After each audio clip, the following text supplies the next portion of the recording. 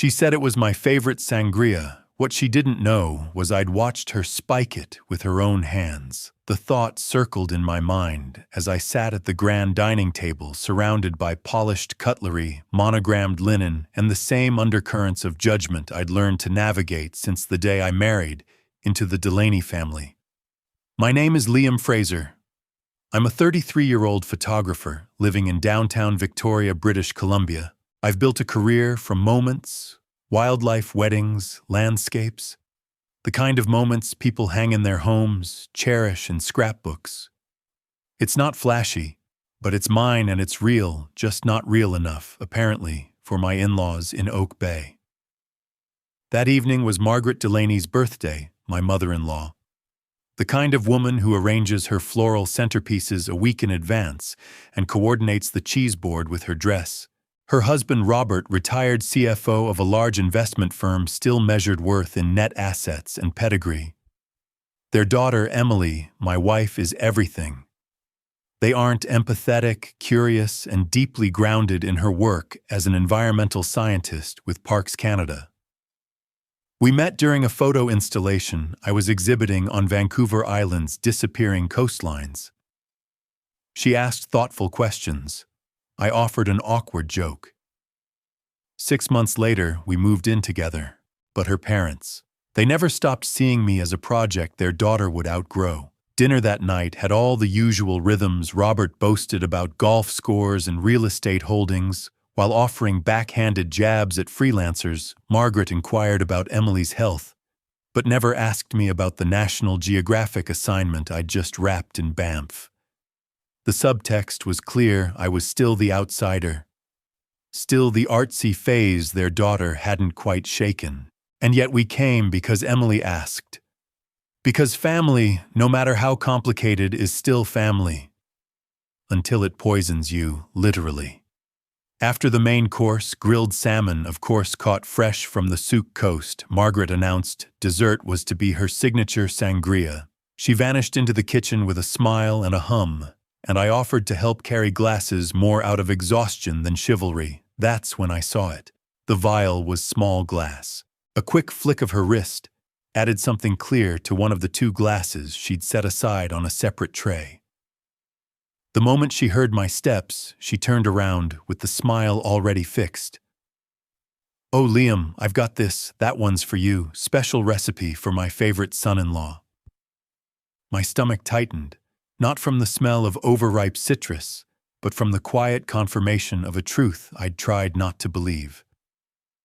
Something in that glass wasn't just alcohol, and whatever it was, Margaret didn't expect me to see it. I took both glasses without comment. "Let me help bring them in," I said, my voice steady but detached. I walked back to the table, placed the tampered glass in front of Robert, who was distracted by his phone, and took my seat, casually sipping water instead. 45 minutes later, the chaos began. Robert was sweating pale, clutching his stomach, excusing himself with urgent mutterings. From the bathroom came the unmistakable sounds of retching. Emily rushed to him, concern all over her face. Margaret froze. Our eyes met across the table. She realized what I'd done and what I knew. Her expression changed, not to guilt, but calculation. She was already spinning the next lie in her head. I didn't react. Not outwardly, I ate my chocolate tart, chewed slowly. In my jacket pocket, I had tucked away the untouched sangria glass, meant for me sealed tight in a Ziploc bag I'd used for camera lens wipes. Margaret muttered something about bad shrimp and unfortunate timing. I simply nodded, made no accusations, but inside me something had shifted permanently. This wasn't petty disdain anymore. This was premeditated sabotage, and it wasn't just aimed at me. It was aimed at everything I represented to them, an independent spirit, a career they didn't understand, and worst of all, their daughter's belief in a life they didn't control. As we drove home that night, Emily spoke softly about her dad's sudden illness. "I hope it's not a stomach virus," she murmured. I didn't answer. I was watching the rain streak across the windshield. my fingers gently brushing against the sealed evidence in my coat. I wasn't angry in the way people expect. No rage, no yelling. What I felt was colder than that, focused. I wasn't going to scream or confront Margaret in a parking lot, or demand apologies. That wasn't me. Instead, I was going to uncover the full picture, understand her patterns, let the truth reveal itself. Not in my words, but in her actions, quietly, carefully, precisely. Like the best photographs, some truths needed the right light to be seen, and I was ready to adjust the exposure. It had been 3 days since the Delaney dinner, and the untouched glass still sat in the back of my studio fridge, sealed, waiting. The atmosphere at home was calm on the surface. Emily moving gently through her morning routine, humming softly as she poured tea, unaware that everything we knew had tilted ever so slightly, off axis. I hadn't told her what happened. Not yet. I needed more than instinct. I needed clarity and confirmation. My first call was to someone I trusted implicitly, Jason Leclerc, a toxicologist at the University of Victoria. He'd hired me once to photograph marine organisms for a grant presentation, and we'd struck up a quiet friendship over coffee and macro lenses, personal or professional. He asked when I told him I had something I needed him to test: family. I said that one word was enough for him to say, "Bring it in," while Jason ran his tests. I kept my distance from the Delaneys. Emily noticed. "You're quieter than usual," she said one night, folding laundry beside me. I gave her a vague answer about being drained from the Banff trip. She nodded, though something in her eyes told me she wasn't entirely convinced. Still, she didn't press, and I didn't offer. Not yet. The results came back that Friday. "There's benzodiazepine in that glass." Jason said, his voice low but firm. "Not a lethal dose, but enough to sedate someone for hours. Probably Xanax." "You sure this was meant for you?" I was, and I wasn't surprised. What struck me wasn't the drug itself, but the intention behind it. This wasn't rage. This was strategy. Margaret hadn't wanted to harm me permanently. She wanted me sick, absent, unreliable. A no-show at the gallery opening I'd been preparing for weeks. A subtle sabotage, just enough to make me look incompetent, or worse, unstable in Emily's eyes. I thanked Jason and asked for a written report. He hesitated. "Liam, are you safe?" I smiled faintly. More than she thinks I am, I still hadn't told Emily. Instead, I told her I needed to work late in the studio and postponed our usual Sunday lunch at Oak Bay. She looked disappointed but didn't argue. That gave me the space I needed to dig deeper. The next piece of the puzzle came from someone unexpected: Isabelle. She and I had never been particularly close. She was Ethan's wife. Quiet, elegant, always polite at family gatherings, but rarely outspoken. That weekend, she sent me a text that simply read, "Need to talk, privately." We met at a small cafe tucked behind Fort Street. She arrived in sunglasses and a black peacoat, her body tense with the weight of someone carrying years of secrets. She didn't waste time. "They did it to me too," she said. I blinked. "Did what?" She hesitated, then exhaled. "Margaret and Robert.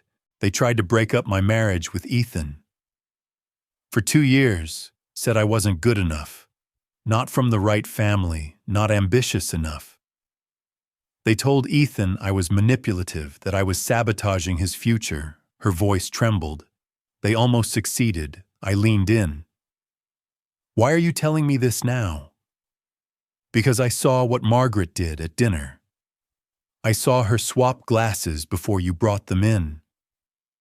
And I know that look hers when she realized she'd lost control." Isabelle opened her purse and handed me a small USB. "These are security camera clips from their home system. The camera in the kitchen is always running, even if they forget it's there." I took the drive with both hands, stunned. "Why are you helping me?" She hesitated, because I watched them dismantle the confidence of everyone who wasn't the right fit. And I'm tired of pretending you deserve the truth. And so does Emily. That night, I plugged the USB into my laptop. The footage was clear. Time-stamped Margaret in the kitchen alone. The vial, the poor me entering the switch. And then, Robert drinking the glass. The later footage showed Margaret screaming at him. "You weren't supposed to drink that," Robert yelling back, pale and sweating. "This isn't the first time you've pulled this shit, Margaret." The implications hit like a wave. This wasn't a one-off. This was a pattern, controlled chaos disguised as concern. Margaret was a master manipulator, delivering sabotage under the guise of motherly worry. And Robert, for all his coldness, wasn't entirely blind to it. He just tolerated it, but the worst was yet to come. Another clip dated 2 days after the dinner. Margaret and Robert in the living room. The audio was grainy but unmistakable. "He knows what you did," Robert said. "So what?" Margaret snapped. "It's his word against mine. Emily will never believe him. She might," Robert warned. "Then I've already started planting seeds," she said coldly, "about their marriage, about him not being stable. She'll believe it was her idea to leave him." I shut the laptop. My hands were shaking. This wasn't just about poisoning a drink. It was about rewriting the narrative of my life. One carefully planted doubt at a time. The next morning, I emailed the footage to a secure cloud account and backed it up on 2 drives. I printed Jason's toxicology report and tucked it into a sealed folder. I wasn't going to wait for Margaret to strike again. This wasn't just about proving I was right. It was about proving Emily had been lied to her entire life. And I was going to give her the full truth, even if it broke her heart first. There's a silence that comes just before everything changes. The kind of quiet that settles in your bones, like the stillness before a thunderstorm.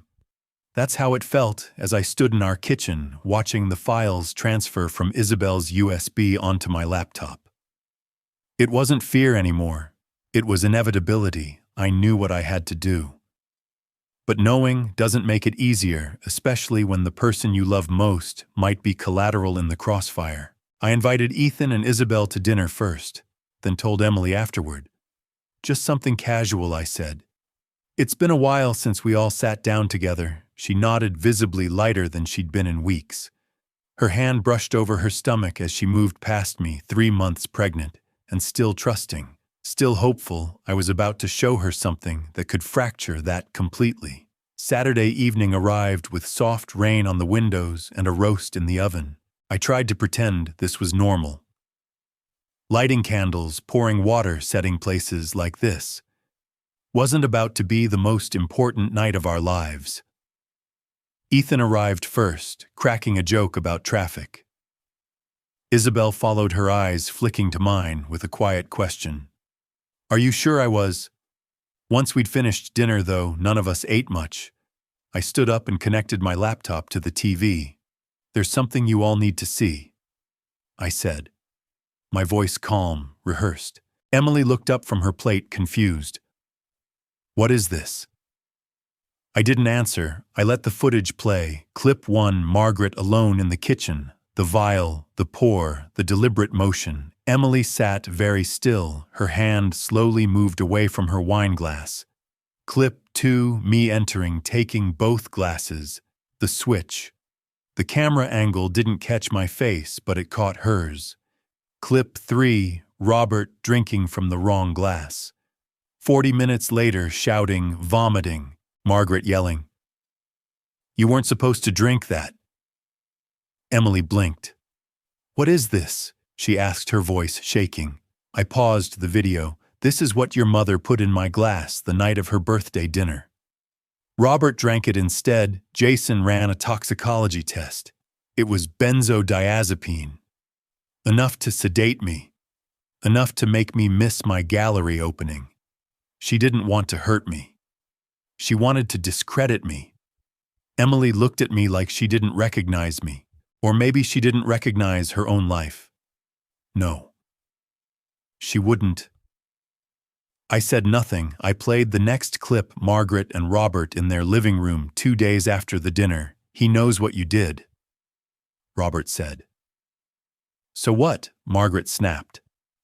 "Emily will never believe him, and if she does, I've already started planting seeds." I watched Emily's face collapse like glass cracking from the center. Isabelle reached for her hand, but she pulled away. The room was silent, except for the gentle hum of the hard drive. "Why didn't you tell me sooner?" Emily whispered. "Because I needed you to see it for yourself," I said. "I couldn't make you believe it, but the footage could." Ethan stood up suddenly, knocking over his water glass. No, that's not our parents. That's not who they are." His voice cracked. "They wouldn't do that to you." Isabelle looked up at him, eyes wide and tired. "Ethan, they did it to us too." His shoulders dropped. "What are you talking about?"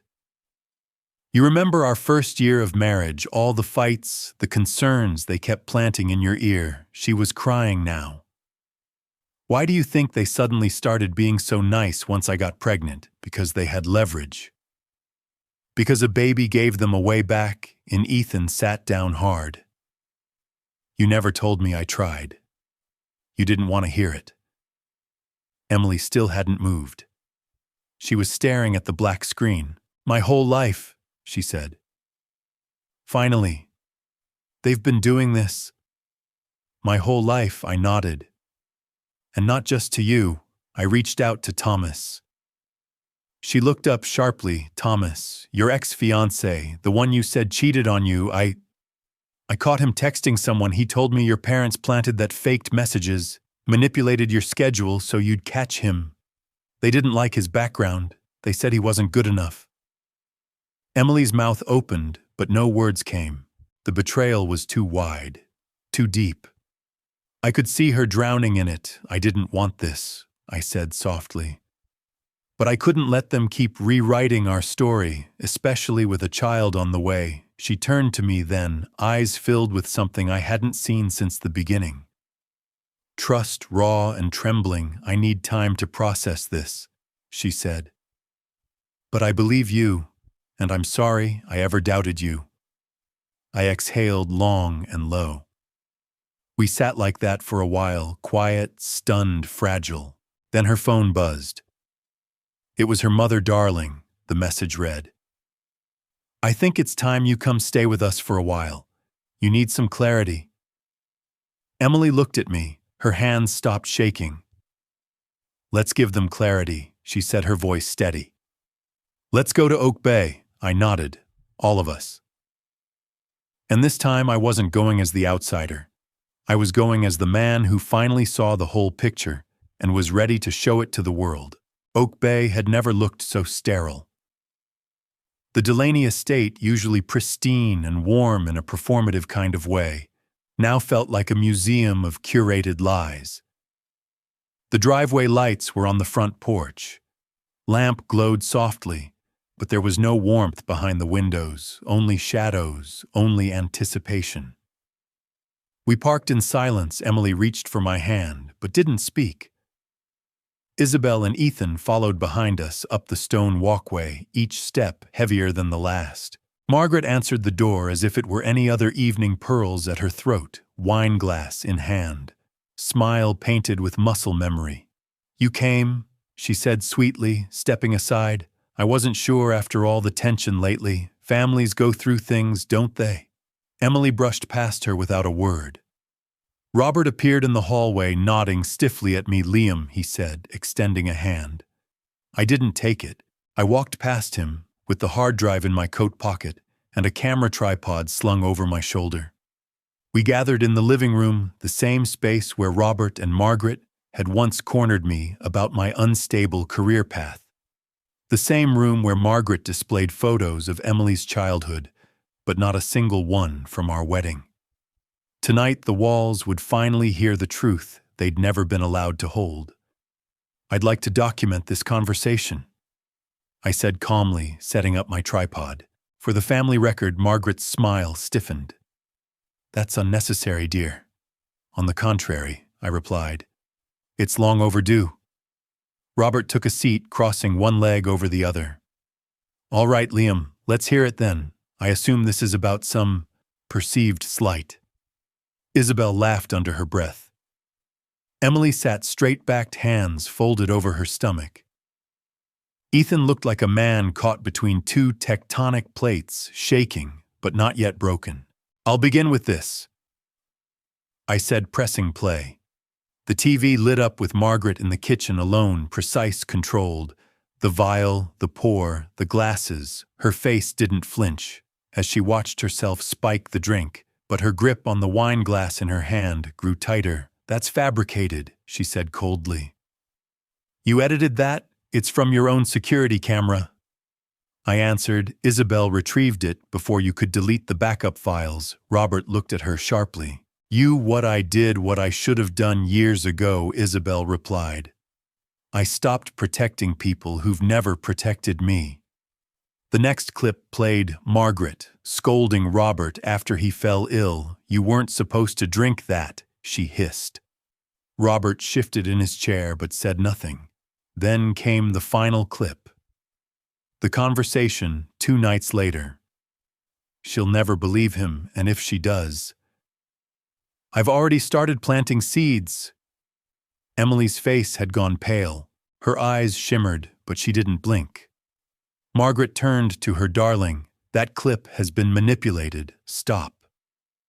Emily said softly but firmly, Don't insult me.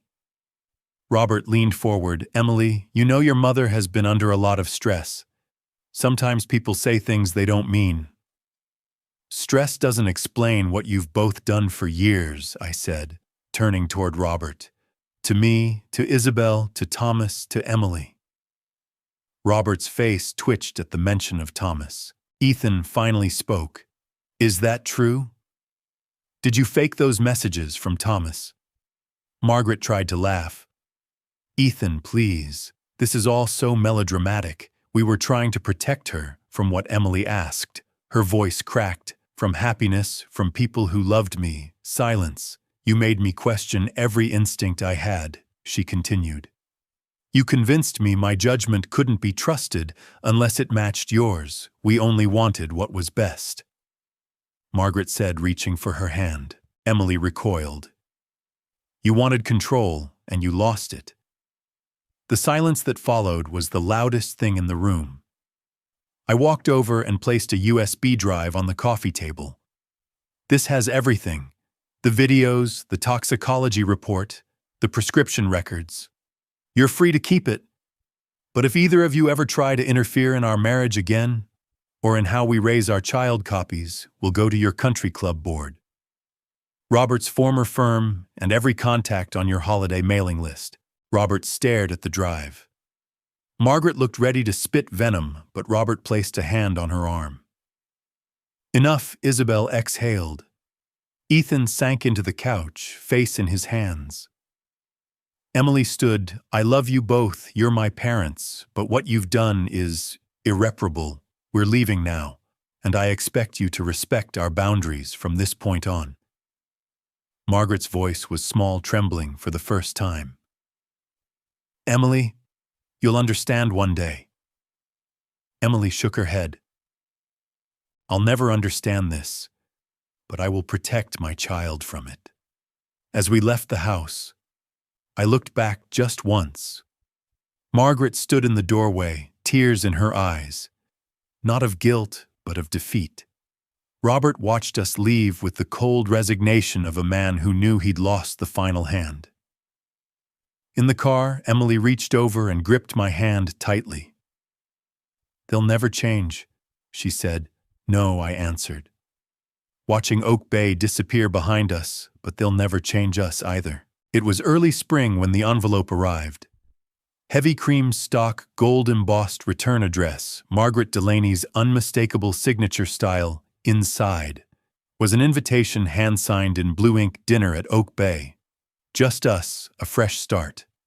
No tension, just family.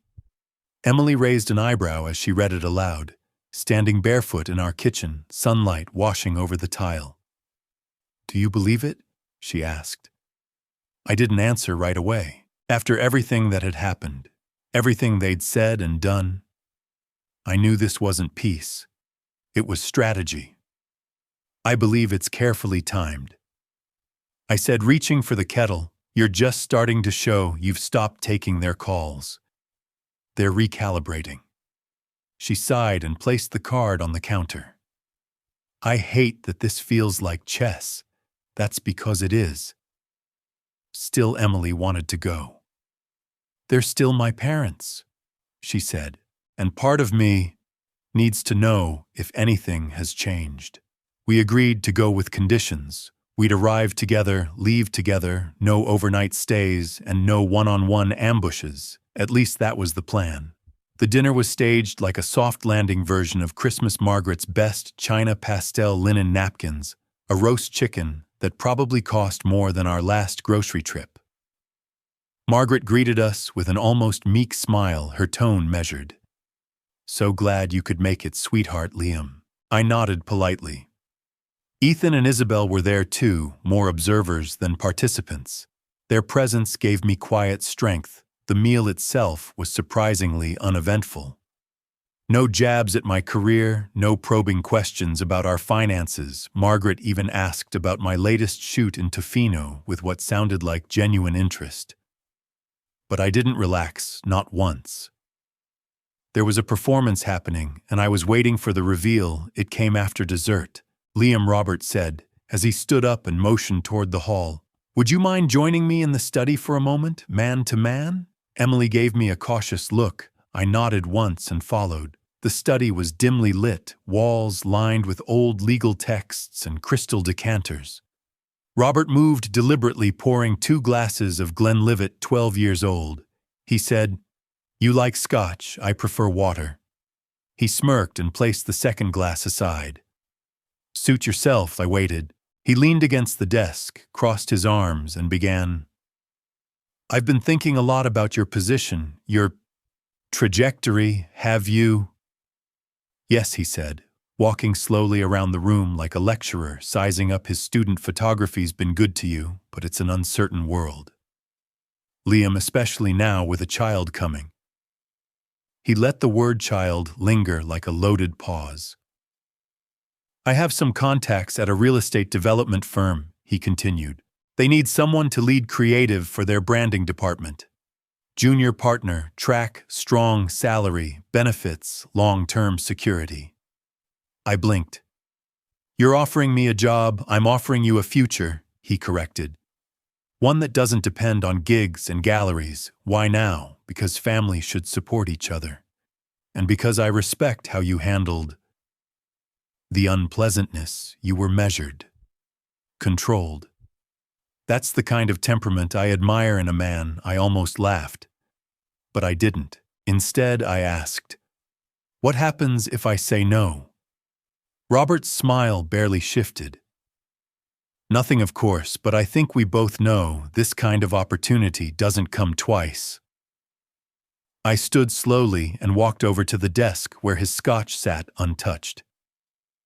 "You think I care about joining your world, Robert? That your approval still holds value for me?" He opened his mouth, but I didn't let him speak. "Emily didn't marry a future executive, she married me. The man who sleeps 4 hours after editing 300 frames. The man who doesn't measure success in golf scores or property lines, but in captured moments. You may never understand that, but your daughter does." He stiffened. "You're being naive. Everyone has a price." I leaned in slightly. "Not everyone. And certainly not me." I turned to leave, but before I reached the door I said one last thing. "If this offer was your version of an olive branch, you've misunderstood the terms. I don't need your money. I don't need your firm. What I needed, what Emily needed, was honesty, and we gave you a chance at that." He didn't follow me out. When I returned to the living room, Emily was sitting on the sofa, chatting quietly with Isabelle. She looked up, scanning my face. I gave a small shake of my head. She nodded, once stood and turned to her mother. "Thanks for dinner, Mum, but we'll head out now. It's been a long day." Margaret's smile faltered. "So soon?" "Yes," Emily said, wrapping her coat around her belly. "We have everything we need at home." Outside, as we walked back to the car, Emily asked, "What did he say?" "He offered me a future." She frowned. "And I already have one," I said, placing a hand gently on her back. "And it doesn't include being bought." That night, as she slept beside me, I stared at the ceiling and thought about what came next. The Delaneys had played their hand, an offer wrapped in civility, tied with expectations. But I wasn't playing their game anymore, and soon they would see what it looked like when the story didn't end in their favor. The morning light filtered softly through the sheer curtains of our bedroom as I stood by the window, camera in hand.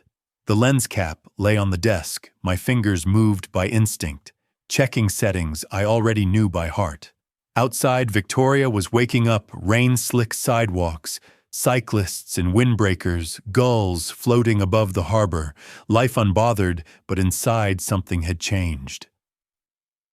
For the first time in months, I felt clarity instead of weight. The night Robert offered me that job, something settled inside me, not resentment, not anger, but understanding. The Delaneys had never tried to understand who I was. They'd only ever tried to replace me with who they thought I should be. But what they didn't realize, what they still couldn't fathom, was that I had a tool far more powerful than influence or intimidation. I had a story, and I knew how to tell it. That week, I booked the gallery, a small space tucked beside Johnson Street, owned by a friend who believed in my work. The timing was tight, but I'd done tighter. I curated the show meticulously, not just images, but emotions, photos that whispered rather than screamed. I called it What They Didn't See. Emily raised an eyebrow when I told her the title. "That's vague," she said. "On purpose," I replied. The exhibition started with landscapes, silent, vast, almost lonely, snowfields from Banff, moss-draped trees from Haida Gwaii. Then came the portraits, unposed, raw expressions. Some clients, some strangers, some close-ups of Emily taken when she wasn't aware I was shooting. The final wall held 6 black and white images, no names, no faces, just metaphors. A wine glass with a ripple in it. A reflection fractured across a polished dining table. A woman's silhouette just outside a locked door. And then the centerpiece, a photo I took the night of Margaret's birthday. Not posed, not planned. Just a quiet snap of an untouched sangria glass, catching the dim overhead light, a shimmer of something foreign floating just beneath the surface. I printed it large, 24 by 36. I didn't write an artist's statement. I didn't include context. I didn't need to. The opening night was quiet at first. Friends came, a few clients. Isabelle brought Ethan, who kept his hands buried in his pockets the whole evening, eyes darting toward the final wall more than once. Then the press arrived, modest local outlets like the Times Colonist and Yam magazine drawn in by the buzz surrounding the title. "Is this a personal collection?" one journalist asked. I nodded, "Very." By the end of the night, someone had taken a photo of the centerpiece image and posted it on Instagram with the caption, "Some stories never need words." It was shared 100 times by morning. 2 days later, Emily received a call from her friend Clarissa, who worked in community outreach for a mental health nonprofit. "I saw Liam's show," she said. "It moved me. I felt recognized. Like someone finally photographed what it feels like to be gaslit by your own family." Emily didn't speak for a while after that. Then she turned to me and said, "You didn't name them. You didn't even hint. But somehow, they're still exposed. That's the power of light," I said. "It doesn't need to scream to reveal something. On the fourth day of the exhibit, Margaret and Robert came. I saw them the moment they entered, Robert in his pressed navy blazer. Margaret in cream wool and diamonds. They walked slowly through the gallery. Their expressions unreadable. When they reached the final wall, they stopped. They stared at the glass. At the reflection, at the story they thought they'd buried. Margaret's face tightened, her fingers gripping her clutch. Robert just stood there, still as stone. They left without saying a word. I didn't follow them. I didn't need to. 2 days later, a thick envelope arrived at our home, delivered by courier. Inside was a legal deed transferring ownership of the house we'd been renting for over 2 years. The name on the new title, Emily Fraser. No note, no explanation, just signatures. At the bottom was a trust document, a fund established in our unborn child's name to be released when they turned 25. It was thorough, irrevocable, generous. I handed it to Emily without a word. She read it twice, then said softly, "This isn't an apology, no." I said, "It's surrender." She nodded slowly, or maybe it's their version of admitting they lost. That night, as we sat in our quiet living room, our living room now, Emily laid her head on my shoulder and whispered, "Do you regret any of it?" "No," I said, "because I didn't fight them on their terms. I didn't try to destroy them, I just refused to be erased." Outside, the city kept breathing. Our daughter was still 2 months from entering the world, but already we had reclaimed the story she'd be born into, not one of manipulation, but of clarity, of resistance told through light, not war. Spring arrived in Victoria the way it always did, softly. The rain didn't stop, but it warmed. Cherry blossoms unfolded across Cook Street. The air carried the salt of the harbor, and our daughter, though not yet born, was already the center of our world. Emily's belly had grown round and proud. She moved differently now, slower but steadier, and with each passing day, the distance between us and the Delaneys stretched a little further, not with hostility, but with something more certain boundaries. It had been nearly a month since the gallery exhibit ended. We never heard a word about it from Margaret or Robert, but they'd seen it. Everyone knew they had. Robert's secretary forwarded a polite request, asking for a copy of the centerpiece image, the sangria glass, for his private office collection. I didn't respond. But then came the courier. He arrived at our door with a flat rectangular parcel wrapped in navy paper and a sealed legal envelope taped to the top. I opened the envelope first. It was a transfer of ownership. Our home, the one we had been renting for over 2 years, had been signed over to Emily. No conditions, no shared title, no catch. The second document was a notarized agreement for a trust fund, a sizable amount deposited under the name of baby Fraser, inaccessible, until the child turned 25. It was clean, legally sound, and to Robert's credit, impressively airtight. No letter, no apology, just the gift. Emily stood beside me, one hand resting on her stomach. She studied the documents for a long time without speaking. "This doesn't mean they've changed," she said finally. "No," I agreed, "but it means they've stopped fighting, or they think they've found another way in." That too.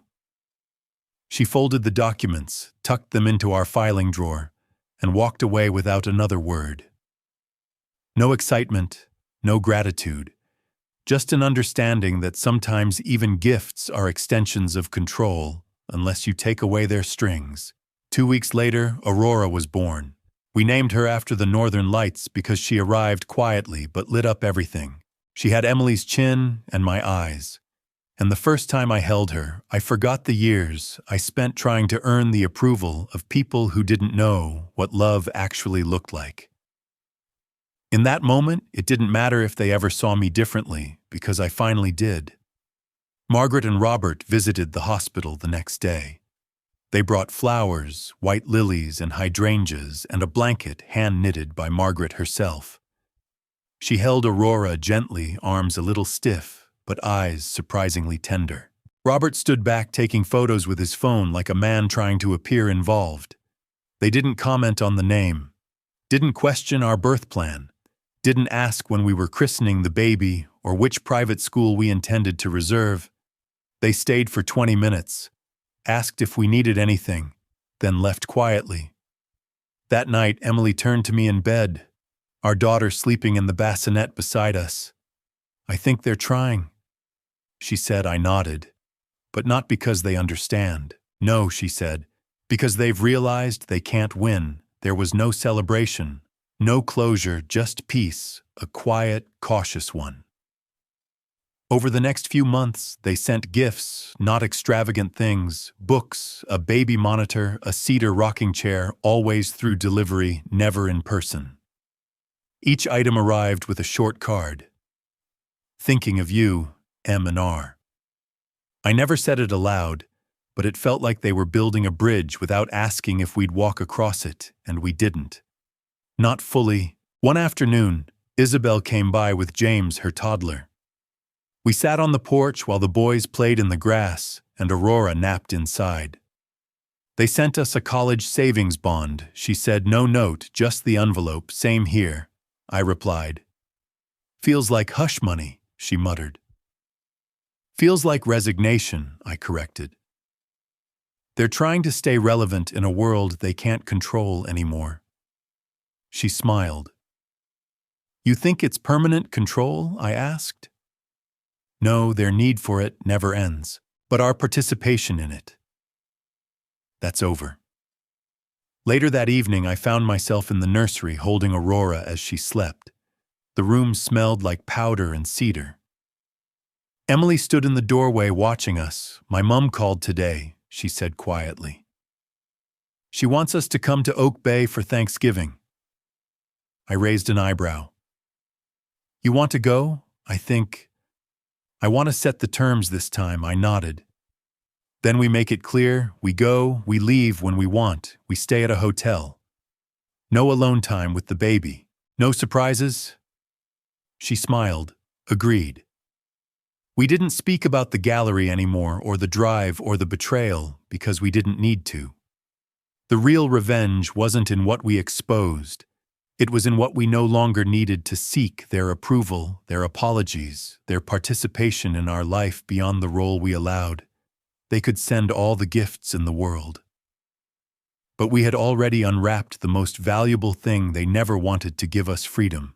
Thanksgiving in Oak Bay had always been a spectacle: pressed linen, heirloom, silver, classical music that never quite masked the tension beneath the surface.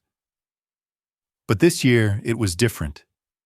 Not because the food was simpler or the table smaller, but because we had drawn the lines. And for the first time, the Delaneys didn't try to cross them. We arrived at 3 p.m. just as agreed. Isabelle and Ethan pulled in behind us, James bounding out of his car seat, already asking about the fancy house. Aurora was 6 months old now, wide-eyed, alert, and blissfully unaware of the legacy she had been born into. The games we had spent years dismantling, just to give her something. Pure Margaret opened the door herself. "Welcome, welcome," she said brightly, eyes flicking quickly between Aurora and the overnight bag we weren't carrying. "So glad you could come. We'll only stay until 7, Emily replied gently. "Aurora's bedtime is strict." Robert emerged from the sitting room, a glass of wine already in hand. "You made good time," he said to Ethan, then nodded at me. Liam, no venom, no handshake, just a name spoken plainly. We stepped inside. Everything was perfectly arranged. The dining room smelled of rosemary and turkey. The cutlery sparkled, but the air was different. Not tense, not warm, just neutral. Like they'd finally understood that nothing was going back to how it was. Dinner was uneventful. Margaret complimented Aurora's temperament. Robert asked about my latest shoot, a documentary series on the disappearing kelp forests off Vancouver Island. He even seemed interested, not performatively, just enough that I could see the effort it took after dessert. As I stood near the fireplace, bouncing Aurora gently in my arms, Robert approached me with a slim envelope. "No agenda," he said, handing it over. "Just thought you might want a copy." Inside was a glossy brochure, his firm's latest annual report. My photographs were featured throughout Landscape's team portraits. Even an architectural spread I'd shot in Oak Bay months earlier under a private contract. "You hired me," I said quietly. He gave a short nod. Didn't tell the board who the photographer was until after it went to print. They loved it. I looked at the cover, then back at him. "It's not forgiveness," he said, "but maybe it's respect that I could accept." In the car on the way home, Emily looked out the window, her voice thoughtful. "They're trying, in their own way. Trying what I asked, to matter without manipulating." I nodded. "We'll let them show us who they want to be." She turned to look at me. "Do you think they've changed?" I considered that for a long moment. "No," I said. "But they've accepted that they can't change us." The next few weeks passed quietly. Autumn settled in like a long exhale. Our days were filled with diapers and deadlines, early mornings and soft lullabies. The peace we had fought for wasn't loud. It was in the silence that no longer carried fear. The house was truly ours now. Not just in deed, but in energy, and that mattered more than any trust fund or baby gift ever could. One evening, as I sat editing photos in my studio, Emily walked in with Aurora on her hip. "Mom wants us to come for Christmas," she said. I looked up from the screen. "What do you want?" "I think we should go," she replied. "But we stay at a hotel. We leave when we're ready. No private time with the baby. Everything on our terms." I smiled. "Then that's what we do." She sat beside me, bouncing Aurora lightly. "You know, I used to think success was getting their approval, making them proud, living the life they expected. And now I asked." She looked at our daughter, then at me. "Now I know it's choosing my own life, standing beside the people who never asked me to be anything but myself." 2 weeks before Christmas, another package arrived. This one wasn't from Robert's firm or Margaret's address. It was simply labeled Fraser Family. Private copy. Inside was a hardcover book, a collector's edition of the gallery exhibition. Every photo, every piece bound in linen, embossed in silver. At the back was a single line handwritten on thick parchment.